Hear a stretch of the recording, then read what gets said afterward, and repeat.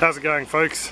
Thought I'd do a very quick little update on the aquaponics just while I'm doing a little bit of work down here. I mentioned it on another clip, but I've actually got a bit of tendonitis, a bit of damage to the tendon in my right arm, so doctors and Bianca's orders I've been asked to lay up for a while just to let it repair, so I haven't made a lot of progress on the aquaponics, but I will show you what I've started to do today out of necessity. So here we go. So this is what the beds look like. They're pretty overgrown. I've started to hack in there and I'm taking out a lot of this greenery. There's a bit over there on the lawn already. What's happening is we're going through water. Just to give you a bit of a perspective, just come out this side. This thing is just chockers with green. There's 6 plants in here. Actually there's a couple of little babies that I've struck over here, but there's 6 plants in this 3 grow bed system. So they're pretty much all taken over, and what I'm finding is I'm going through water very quickly. I'm doing up probably about a 300 litre top up every week, which is a lot of water to be going through in this system. It's a currently there's 2,600 litres in the system, but I only have these 3 grow beds on the go. I think it's just I'm losing a lot of water through transpiration. How I'm running the system is pretty much all as a constant flow. As you can see, I've taken the standpipes out of this one here, standpipes out of that one. It's running as a constant flow, and so is the other bed over the back there. The 3 beds are running all the same, which means I've only got a very small amount of water in the base of the 3 beds. The reason I'm doing that is because over here in the moving bed biofilter, the reason I'm running the beds like that is I want the bacteria to set up shop in here on the moving bed biomedia or biofilter media, so I can just take these beds offline pretty much all, and work on the system.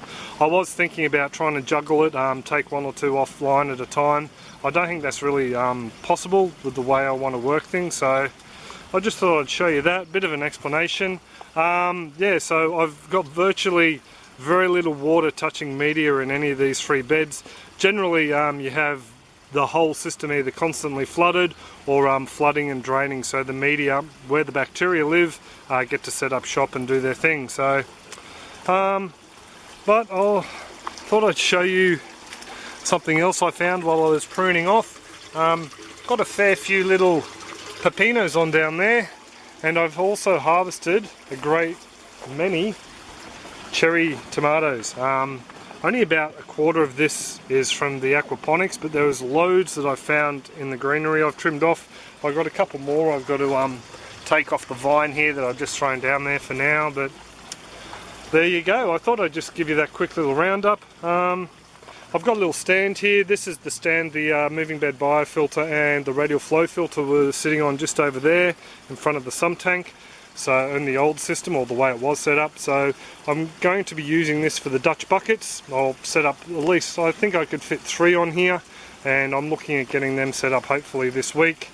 I also need to sort out something with this power box. It's not very safe there, so it's waterproof, but yeah, I don't like having it exposed to little fingers.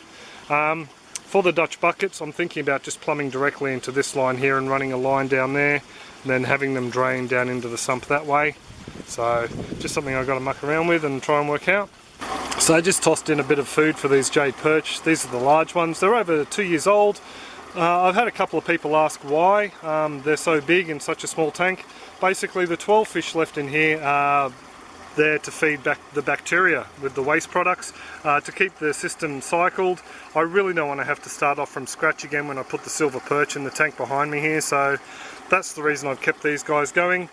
Also too, I don't think, they appear to be enjoying the flow in this tank. Now they actually have to fight against a bit of current, and it's a circular tank. I find them swimming around a lot more.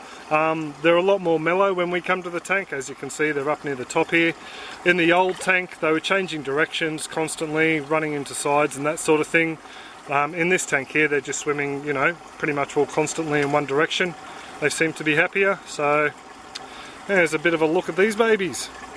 Just thought I'd do a bit of an ammonia and nitrite test, just for those people concerned that this may not be doing its job, seeing that I've not using most of the media in those grow beds.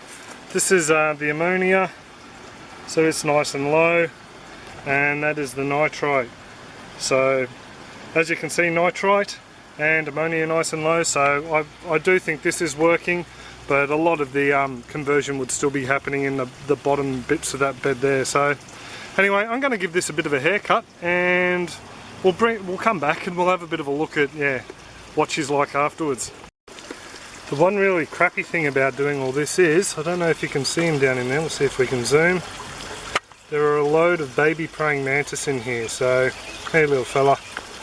Unfortunately, bit out of focus, unfortunately I'm going to be displacing a lot of them, so this little guy, he's pretty much all safe because I'll leave that little section of pineapple sage there. So just so I'll give you a bit of a close-up of these pepino branches.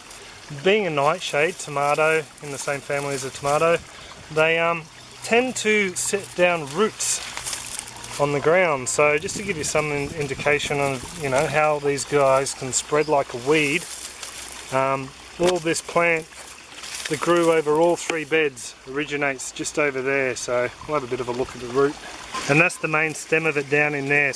Another tomato, give him to the chuggies. So yeah, this thing is well and truly can become a weed if left unchecked. Just trying to see what's down in here. Oh, there was an eggplant down in here, that's right. Just realised what this was. Well, there you go, pretty much all cleaned out what I want to take out for now. One thing I did notice though in this bed here is I had an ant problem, so as you can see they're all decided to evacuate, because what I've done is put in I'll put in an adapter on top of the standpipe, and basically forcing these guys to relocate as it's raised the water level. So as you can see, it's not far below the surface there. Just a couple of things I found in this bed. The pineapple sage has set down seedlings, so we've got seedlings of that coming up. Also too, water chestnuts. I quite obviously didn't harvest all the water chestnuts a while back, so we've got a couple of them growing. Over here I noticed what looks like a capsicum, or it's probably a jalapeno. So we got them popping up. I cut this tomato all the way back, and I forgot that I put in the watercress the other day. Just a couple of baby jalapenos that are self-sown. Found out that there's actually 2 lavender, I'd forgotten about that. So they're in there. I harvested one of the fruit and gave it to the chooks. It had a bit of a nibble out of it by a rat, but I'll just leave those 2 and that section of pepino. Going to leave this whole aloe vera lavender, and the girls are going to take the flowers off the ones that I've clipped out. Just to give you some idea of the biomass that this thing was growing, this is what I've taken out. There's a mix of the lavender, sweet potato, pepino, tomato, some sorrel. Around this side I've left all these guys on, so hopefully they'll ripen up quick enough. And over in this bed, I was joking the other day saying on a clip I posted about hopefully there'll be a strawberry or 2 left. Well, I found one. There was 1 strawberry under all that mess. Well, possibly another by the look of it under that corner there. So this is the sage and the sweet potato bed. So I'm pretty happy with the way it's cleaned out. One thing, just a word of caution, this is what happens if you don't protect your IBC plastic. There, just brittled. I leant against it and it's just snapping off really easy. Over here, still pliable as the day it went in. So I left this here to give me a bit of an indication on how the bed was filling, and obviously the UV light has damaged it. So I wasn't going to take this bed out, I was going to leave it, but after seeing that I've decided just to pull this bed out.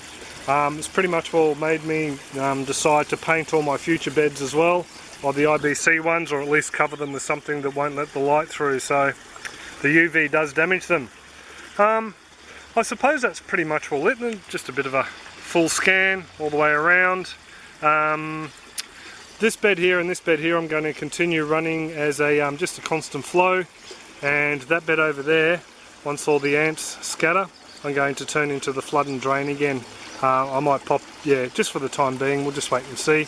I was going to pop some plants in here, but after seeing that, this might be the first bed we take out. So I suppose while I'm here, might do a bit of an impromptu harvest, hey? I might pull out some sweet potato, just see what we've got on this vine, what's remaining. I've already accidentally pulled a couple of the tubers that were on this vine in the ground down there. I'll just show you down here. There's still some more in the ground. He's looking rotten actually. There, but there are some tubers in the ground there still. I'll give this one a bit of a yank and see what we got. just small little tubers. I did the major harvest on this a while back, so that's pretty much what it looks like it. Not a lot at all really. So, whoops, oh, there's a half decent one there. Well, sort of a half decent one. So there you go. I have already harvested some tubers from this, but there looks like there's probably a meal's worth on there.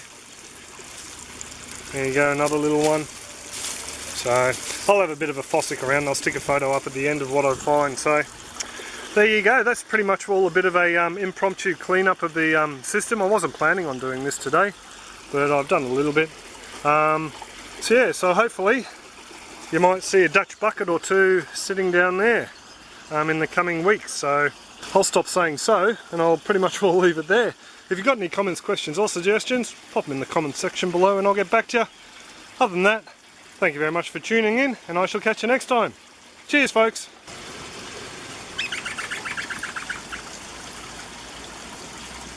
Found a pepino that a rat's had a bit of a gnaw on, so I thought I'd donate it to a good cause. Hey girls, how about I pass it through? Is that better? Yeah, chook and little and greedy. Bianca's a bit upset that I've named them. She thinks I'm going to keep them as pets now.